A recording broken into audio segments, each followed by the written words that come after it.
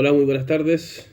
Ignacio por acá, para seguir una vez más con este camino del pensar, la filosofía y qué es el ser. Bueno, en esta oportunidad vamos a seguir profundizando en los filósofos de la edición anterior, los cuales fueron Kant, Hegel y Heidegger. Para comenzar, vamos a leer este libro que es de Martin Heidegger, que es la metafísica. Como dijimos anteriormente, la metafísica era algo que estaba siendo cuestionado por Kant ya en el siglo XVIII con su libro magna obra La crítica de la razón pura. Este libro yo lo adquirí hace 8 años aproximadamente, en tiempos que no sabía nada de filosofía, y lo que me llamó la atención al releer este libro fue justamente el estudio introductorio, que lo encontré muy completo, es breve obviamente, pero también considero que abarca todo el periodo del existencialismo, desde Kierkegaard por lo menos hacia adelante, hacia Heidegger. Y lo importante de esto que es de un escritor que se llamaba filósofo Enzo Pazzi, o Enzo Pacci, no sé cómo se pronunciará. Y esta traducción estuvo a cargo del filósofo español Javier Zubiri. Así que es una traducción muy interesante y probablemente sea muy fiel al original. Así que estamos ante un buen libro, ante una buena traducción, que siempre es importante al leer filosofía para ir comprendiendo también los conceptos, las ideas que se van desarrollando a través de los lenguajes filosóficos de los distintos idiomas. Y en esta oportunidad vamos a comenzar con la introducción, como dije, de Enzo Pazzi. Entonces, dice acá que cuando Heidegger comienza a hacer su tipo de filosofía, lo que hace Heidegger siempre es estar filosofando desde la finitud. Para Heidegger es importante considerar el ser y la autenticidad, pero para eso el ser humano debe comprender su finitud. Si bien muchas veces los seres humanos no estamos presentes, dado que olvidamos de nuestra finitud, estamos constantemente anhelando cosas, deseos, formas de ser. Y a través de estos deseos en la infinitud, que muchas veces chocan con lo que es la finitud, estamos perdiéndonos el ser y aquí. Entonces, tomando desde esa perspectiva, también se puede relacionar con Soren Kierkegaard y su teología. Acá hay un conflicto siempre entre la finitud y la infinitud. Es decir, en el caso de Kierkegaard o la cosa teológica, podríamos decir que desde la finitud, acá, el ser humano de materia, carne y hueso, en contraste al ser humano que está esperando el más allá, es decir, más acá versus más allá. Ese es uno de los principios que podríamos tomar desde la teología de Kierkegaard y también citar a Heidegger, que está en este mismo estudio de Enzo Pazzi.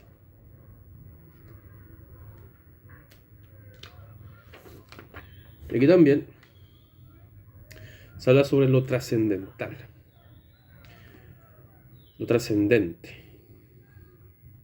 En el libro de Kant de la crítica de la razón pura, el traductor, que también fue un filósofo español, García Morente, quien mencionaba que en uno de los cursos del siglo XX, él estaba haciendo clase en España, y mencionaba la palabra trascendental, donde los españoles, como buenos herederos, o al menos cristianos católicos,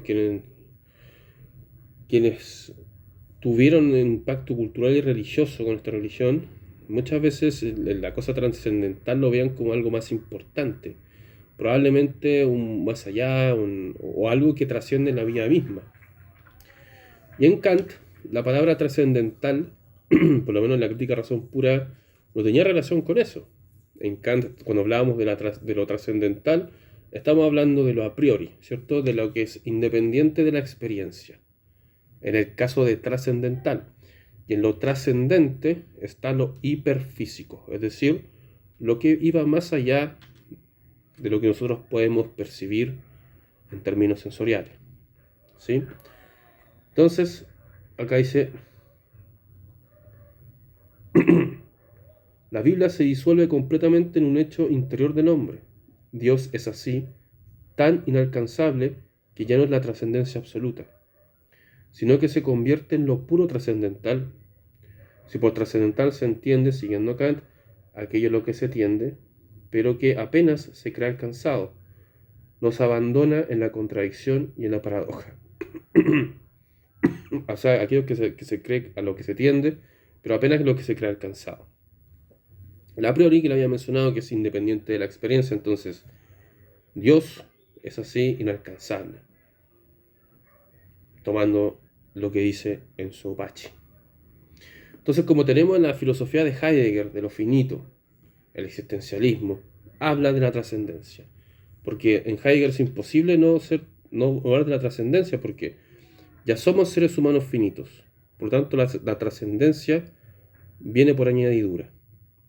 O sea, como sabemos que somos seres finitos, también debemos pensar a través de lo que va más allá de lo finito.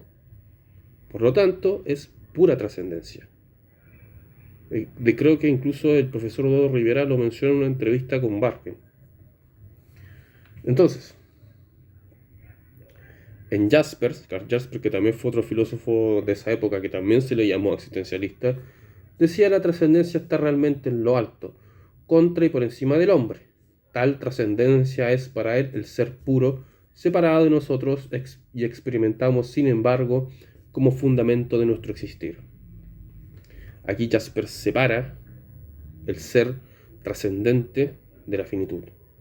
Acá dice: es un ser puro separado de nosotros, que experimentamos como fundamento de nuestro existir. Es decir, la finitud se está preguntando por algo que está más allá de acá.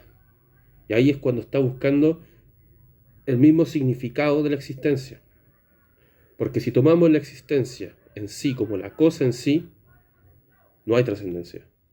Pero quien tiene la capacidad para poder hacerse las preguntas de la trascendencia, ¿qué es el ser humano?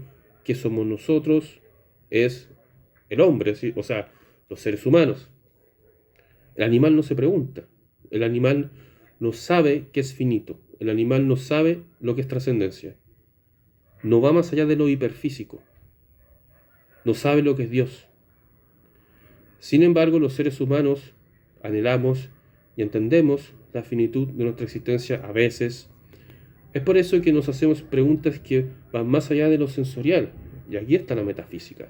Porque la metafísica son preguntas que también van más allá de lo sensorial. Es decir, nos preguntamos por la libertad, por Dios, por la inmortalidad del alma, por el amor, por todas esas cosas que van más allá. Porque se nos presentan los fenómenos hacia nosotros, los fenómenos como tal, y se adecúan a nuestras facultades mentales, a nuestra configuración mental de cómo nosotros podemos percibirlos y representarlos. Entonces, seguimos. La trascendencia tiene un significado netamente antidogmático para Heidegger. Más aún para Jaspers, precisamente porque toda existencia es finita y limitada. El existir pone lo absoluto fuera de sí para comprenderse a sí mismo. Pues ninguna existencia finita es absoluta, y lo absoluto no es solo el término trascendental con que la existencia se funda a sí misma. Entonces decimos, todo lo trascendente es netamente antidogmático. Porque toda existencia es finita, ilimitada. O sea, lo que estamos haciendo acá es poner el absoluto fuera de sí, fuera de nuestra finitud. Hay una separación para hacer esa pregunta de lo que está más allá de la finitud. Por eso es antidogmático. Porque el dogma, como le decía anteriormente, es una forma de opresión en la existencia. ¿Cierto? Hay una opresión en la existencia donde está diciendo cómo es la existencia. No necesariamente porque en la trascendencia de un dogma no hay espacio para el criticismo. No hay espacio para la libertad del preguntar. Es decir, se sigue una doctrina de una manera bastante estricta, lineal, en donde toda pregunta muchas veces es anulada por la doctrina. Porque es el único modo que lo antidogmático es que se puede garantizar la libertad del pensar. Y nace en lo infinito y para lo infinito.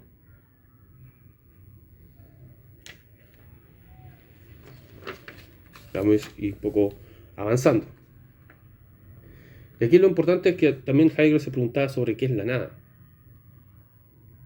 Esto es importante porque muchas veces cuando hablamos sobre la nada, hablamos sobre la nada como si fuera algo, o muchas veces como no, si no fuera nada. Entonces, eh, ¿te pasa algo? No me pasa nada. Entonces, cuando yo digo que no me pasa nada es porque no hay un vacío, hay algo oscuro, es decir, no lo podría nombrar, ¿cierto? Pero cuando yo estoy nombrando la nada, estoy diciendo que es algo, porque digo, la nada es, ¿cierto? Y yo cuando digo que no me pasa nada es cuando digo que la nada no es. Pero yo al decir la nada no es, igual lo estoy nombrando. Por lo tanto, ¿cómo podría... La nada podría ser nombrada, pero a la vez considerando... A ver, enredado. Pero bueno, entonces, ¿qué es la nada? Ya estoy haciendo una pregunta por lo que es algo. Entonces, existe. Si lo que significa nada, que es lo que no hay nada, que es lo que no hay, que es un vacío, que hay una oscuridad, porque cuando nosotros hablamos de la nada, nos imaginamos un espacio oscuro, en donde donde generalmente no hay nada, ¿cierto? Hay un vacío. Eso generalmente nosotros nos imaginamos cuando decimos nada. Pero acá dice Heidegger, la existencia no es arte, no es pensamiento, no es vida moral, es más bien la inquietud que nos domina ante la estética. Es la vida, que no ha sido aún expresada en ninguna forma de la vida. Y dice, ¿y qué es entonces? Es la nada. Porque la nada es simplemente lo contrario del ser. Eso es lo que nos dice Heidegger. La nada es lo contrario del ser. Lo contrario del ser. ¿Y el ser qué es? Pensamiento o acción. Arte. ¿Cierto? Porque cuando un ser humano sea arte, sea música, pinta, sea poesía, literatura, esto es un pensamiento que se ve cristalizado y expresado en la historia. Se cristaliza a través de una obra, de un poemario, de un disco. Está expresado el ser. Ahí está el ser, el puro pensamiento cristalizado en algo artístico. Es ahí donde está el ser. Entonces, ¿qué se vendría siendo la nada? Lo contrario a esto, a todo lo que estoy nombrando. Lo que no es pensamiento, lo que no es arte, lo que no es moral, es el error. Es la obra de arte no lograda, diría Heidegger. Es, es, es el disco no logrado. Es la moral no lograda. ¿Cierto? Eso es lo que vendrá a ser la nada. Y acá también otra pregunta, ¿y qué es lo que no nos permite realizar nuestra vida moral? Lo que no nos permite ser buenos. El mal, le responderemos. Y aquí es importante no olvidar a San Agustín. San Agustín, para reconocer el mal, ¿qué es lo que nos decía? Una realidad propia. El mal es lo que le falta al bien para ser bien. Eso es el mal. Bueno, aquí también en este mismo prólogo, estudio introductorio, se habla también sobre el plano de lo que llama Heidegger la existencia trivial, que es el Das Man, que sería el ser inauténtico en ese sentido, que es la persona que vive de una manera cotidiana, bien, que no se está buscando el significado del ser o el ser para la muerte o la vida auténtica. No tiene esa preocupación e inquietudes, no le interesa.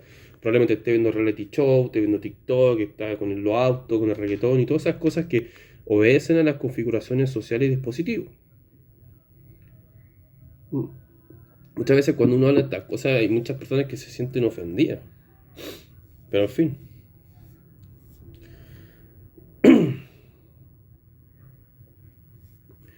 Bueno, este estudio es muy interesante, así que vamos a ir a una parte de lo que es la metafísica de Heidegger. Y vamos a ver qué es lo que nos decía acá Heidegger al principio. La filosofía considerada desde el punto de vista de la sana razón humana es, según Hegel, el mundo al revés. Que es lo que hablábamos el episodio pasado. O sea, cuando hablábamos del mundo al revés es cuando salía había un mundo desigual o hay un mundo invertido. Por ejemplo, hablábamos sobre para conocer la justicia debemos conocer la injusticia, ¿cierto? Y el mundo al revés sería eso también. El mundo al revés sería lo que nosotros vivimos, pero lo que necesitamos para que ese mundo pueda ser realizado dentro de un absoluto. Porque en Hegel, el ser también tiene una contradicción, hay una negación. Tenemos una afirmación de algo que será este mundo, pero también hay una negación sobre este mundo. Por algo están las protestas, las revoluciones. Entonces, fíjate, las revoluciones nunca han terminado de existir. Porque cada ser tiene no una violencia física, sino más bien necesita poder realizarse como libertad individual. Las libertades individuales generalmente tienen un choque. Y para eso necesitan autorreconocerse. Hay un autorreconocimiento para que las puedan llevar a cabo. Entonces el mundo al revés sería eso. O sea, tenemos un mundo en el cual vivimos que falta a través del concepto de un poco de la abstracción lo que debería ser. Y es por eso que no hay mundos lineales y hay muchos sectores políticos que son muy metafísicos, que hablan sobre las libertades, sobre la moral, obedeciendo algo abstracto, a la razón, pero también entendemos que el ser humano no solamente está constituido por la razón, sino que también antes de todo esto había la naturaleza, que la naturaleza no obedece a este tipo de principios. Entonces, por eso que Heidegger se preguntaba sobre la metafísica. ¿Qué es la metafísica? Y también la crítica a la metafísica occidental, de que muchas cosas solamente desde la razón se podrían comprender. Pero está claro que no. Y hay pruebas. O sea, a través de la metafísica usted podría mencionar que la violencia es algo inmoral, pero los seres humanos estamos constituidos también por defendernos, ¿cierto? Hay confrontaciones, muchas veces los seres humanos tenemos confrontaciones todos los días, o a veces no siempre, va a depender un poco de la naturaleza de cada uno o de cómo se fue formando a través de su existencia. Y esas cosas que nos sorprenden siempre están chocando con la metafísica, chocan constantemente con la metafísica.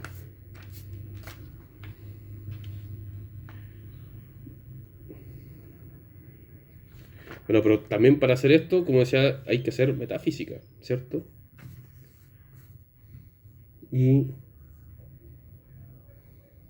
acá también una frase importante de Heidegger. El carácter de exactitud de la historia sería contravenir a la idea del rigor específico de las ciencias del espíritu. Exigir exactitud de la historia será contravenir a la idea del rigor específico de la ciencia del espíritu. Es complejo tener una exactitud de la historia por lo mismo. La historia no es objetiva, por más que digan eso.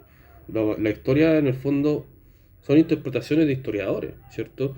Que muchas veces también se preguntan por ciertos acontecimientos históricos que fueron tragedias, pero muchas de estas veces, de todas esas veces, no se preguntan por el ser. Solamente entienden al ser como algo metafísico, ¿cierto? Como un ser moral, como un ser que está llevado a la razón, y cómo es posible que pasen ciertos acontecimientos en la historia. Pero no olvidamos justamente de la naturaleza del ser humano, que es capaz de llevar a cabo esto. Incluso también a través de la razón. O sea, a priori, entendemos que ciertas ideas deben ser a cualquier costo. Entonces, antes de preguntarse por qué pasan cosas en la historia, hay que preguntarse por el ser. ¿Qué pasa con el ser humano? Y otra, lo que decía Heidegger, que la ciencia no se pregunta por la nada, siempre está negando la nada, está negando y abandona la nadería. Bueno, vamos a cambiar de Heidegger y vamos a ir a Hegel, ¿ya? Vamos a ir un poquito a Hegel. A Hegel, aquí está. Vamos a ir lo que estaba leyendo hoy día. Bueno, acá en Hegel siempre se habla sobre el concepto, sobre la idea. Y esto es porque las ideas siempre están presentes. Pero para que se hagan efectivamente real las ideas, primero la conozco como una abstracción. Y las ideas también tienen una negación. Y además también las ideas muchas veces son el punto de partida para que se puedan ser efectivas. Por ejemplo, acá dice, el concepto tiene en él de exponerse para la conciencia como lo presente y efectivamente real. O sea, el concepto se presenta a la conciencia. La conciencia somos nosotros, el saber algo. Esa es la conciencia. Indeterminada, no la autoconciencia. Y en la conciencia se presentan todas estas abstracciones para que puedan ser después llevadas a la efectividad, es decir, a la realización de estos conceptos. Porque la conciencia lo identifican estas abstracciones, estos conceptos, para llevarla después a cabo a la vida misma, a través de un proceso dialéctico, dirá Hegel, que es un proceso de confrontación entre dos ideas, ¿cierto? El yo quiero hacer esto, tengo una idea de algo, pero se me presenta la realidad como es, que es la negación de esto. Y a través de esto tiene que haber una reconciliación o un autorreconocimiento del otro para que se pueda llevar a cabo. Y acá dice, la razón es precisamente esta certeza de tener realidad, y lo que no es una esencia por sí mismo para la conciencia. Es decir, lo que no aparece como fenómeno. Cómo se nos aparecen las cosas, y de acuerdo a cómo se nos aparecen las cosas, nosotros tenemos una facultad, que lo que dije en un principio, para poder representar lo que son estas razones. O sea, la razón sabemos que es una certeza de tener realidad.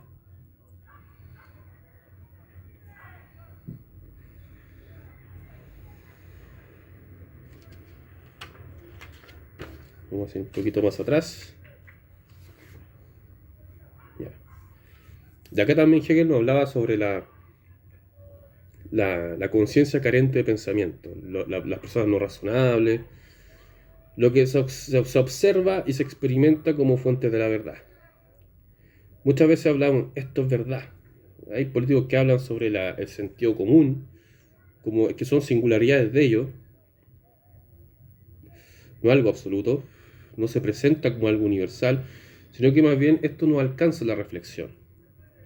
No pasa por ese proceso de negación de la reflexión, porque yo no te puedo decir a ti que es algo tiene sentido común cuando no lo he negado primero que todo. Hay que negar algo para que después sea sentido común. ¿Qué es el sentido común? Es una cosa muy ambigua que podría ser cualquier cosa. Es el mío abstracto, diría Hegel. No es lo universal. Es el mío abstracto. Es algo que yo tomo como el objeto, porque tomo el objeto como el universal. Pero ¿quién piensa el universal? Es el sujeto. El objeto no puede estar pensando al sujeto. Que muchas veces es lo que se entiende cuando dice, pero si es verdad, te dicen. La persona dice cualquier cosa, es verdad, porque yo lo digo. Eso no es una verdad universal. Eso es un abstracto mío que yo quiero presentar como algo universal, ¿cierto? No hay una confrontación con la verdad del otro, ¿cierto? Entonces es imposible mencionar eso como verdad.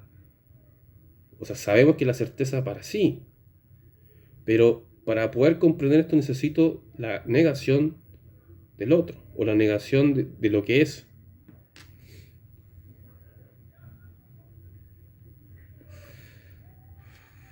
Entonces, la conciencia observa la razón que entra en escena, ¿cierto?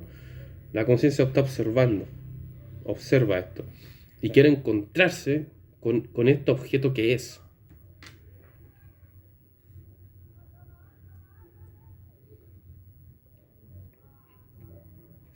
Algo muy complejo, incluso para mí decirlo, pero lo quiero compartir con ustedes, y como siempre digo, si me estoy equivocado, por favor, los comentarios abajo. Es la razón que observa, que es la razón precisa de un choque de otra parte extraña, para que esto realmente pueda ser llevado a esta universalidad. Pero no es que junte sus contradicciones ni sus pensamientos. Esto se da a través de una reconciliación. Entonces la razón sigue siendo siempre un inquieto buscar, porque en Hegel siempre está la contradicción, no desaparece. No que digan, hay solución. No hay una solución. Hay una contradicción constante, el movimiento del ser siempre está en movimiento. Es la cosa dinámica, que siempre está en cambio. no para de hacer, no para de estar en cambio esto. Eso es lo interesante en Hegel, que es descubierto en mi conciencia. Y claro, hay geólogos también que pueden, geólogos, perdón, que pueden ser mucho más profundos en esto. Y también vamos a ir con un poquito en Kant. No, voy a ir con Kant. Kant, que nos hablaba justamente de lo que yo lo había mencionado en un principio. Los conceptos se fundan en la espontaneidad del pensar, pero las intuiciones sensibles en la receptividad de la impresión. O sea, aquí tenemos dos mundos, el del concepto y lo que yo puedo intuir a través de las impresiones, de lo que yo vivo. Entonces, para yo poder pensar necesito abstracciones, necesito conceptos solamente. Y a través de eso puedo hacer cosas de la lógica, puedo incluso todo a priori, independiente de la experiencia. Y es aquí cuando choca un poco la metafísica de nuevo con lo que es. Porque algunos dicen, no, está entrelazado. Y por ejemplo, en el caso de Hegel decía, no, es en. No es entre, es en. Y en este caso, en Kant, si yo no tuviera sensibilidad, que no es poder mayorar, sino que más bien es la forma de poder yo recibir o ser receptivo con las impresiones del mundo, de lo que está acá afuera. Esa es la sensibilidad. Y yo gracias a esa sensibilidad puedo tener la intuición. Y el entendimiento es una facultad del pensar. No es una intuición. Entonces el concepto es la representación del objeto, de lo que se me presenta. Yo tengo una representación sobre lo que a mí se me representa, que es el objeto. Entonces yo a través del pensar puedo conocer los objetos, los intuyo, los puedo recibir, los puedo receptar, pero gracias a la cosa abstracta los conozco. Vendrá siendo una especie de predicado, ¿cierto? Y aquí también se habla sobre los juicios, que es la cantidad, la cualidad, la modalidad, la relación. Eso es. Y aquí también, porque acá en Kant, cuando analiza los conceptos, dice, el análisis, aún que no se hace esto, es la facultad del entendimiento.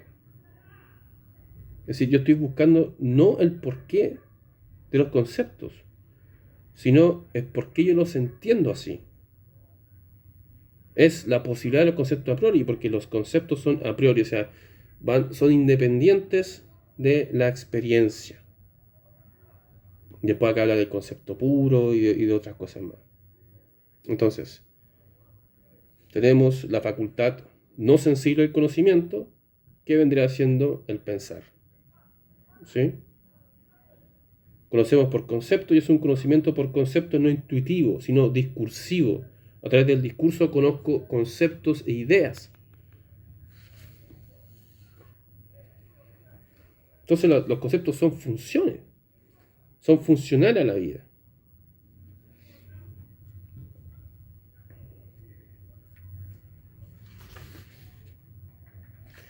Y para esto, en el fondo lo que quiero explicar es que cuando se nos presentan situaciones en la vida te dicen, tú debes hacer así, porque hay que razonar, esto es razonable. Pero muchas veces la vida misma nos sorprende y niega todo lo que nosotros entendemos como razón o concepto. Eso es algo constante, o sea, pasan ciertas situaciones en nuestra vida que dicen, no, es que no tuve la capacidad de razonar, no, es que no me di cuenta. Y es porque la vida misma te supera la facultad del pensamiento. Con esto no quiero decir que no hay que hacer filosofía, evidentemente es muy importante para poder conocer las cosas como son, de por qué son así. Pero nuevamente digo, la razón no está por encima de la existencia. La razón es en la existencia y la existencia es en la razón. Están en, no entre. Uno dice, no están entrelazados, otro dice, no están en contraste. La epistemología está en contraste de la existencia está en contraste de la epistemología. Están en. Se están contradiciendo constantemente. El ser es la nada, decía Hegel. No y la nada. El ser es la nada. Porque el ser es la nada porque cuando hay una razón, la conciencia del ser humano, o las abstracciones para poder ser realmente efectivas, necesitan ser negadas. Está la contradicción siempre. Para después un proceso y se desarrolle. El ser humano nace, en principio, luego sabe quién es, cómo se llama, y le preguntan quién es usted. Se desarrolla en la vida misma, puede ser que se case, que no, da lo mismo, y después muere. Es la nada. Eso es la nada. Ya deja de estar aquí, ya no está. Estuvo aquí. Estuvo siendo, o está siendo. Y aquí hay que preguntarse, cuando un ser humano muere, está el cadáver, ¿sigue estando el humano ahí? Juan muere, ¿sigue siendo Juan? O como ya Juan no tiene ninguna función en la realidad misma, ya no es nada, pero está el cadáver ahí, está su cuerpo, pero no está su espíritu, su mente ya no está, dejó de ser. Sería la nada que se convierte en el momento de que el ser ya deja de ser en el mundo, ya deja de respirar. Bueno, debo decir que me cuesta bastante hacer este tipo de videos, pero si, como digo, puede ser que me haya equivocado en ciertas interpretaciones, los voy a seguir profundizando y voy a seguir compartiendo con ustedes más sobre estos filósofos, sobre Heidegger, ¿cierto? Hegel, Kant y todos estos filósofos que en primera instancia Kant y Hegel fueron anteriores a Heidegger, pero sí es importante que considerar las formas filosóficas que estos desarrollaron de forma histórica para la filosofía y el pensamiento. Así que eso, muchas gracias por ver, espero que les guste el video y no sea tan enredado. Buenas tardes.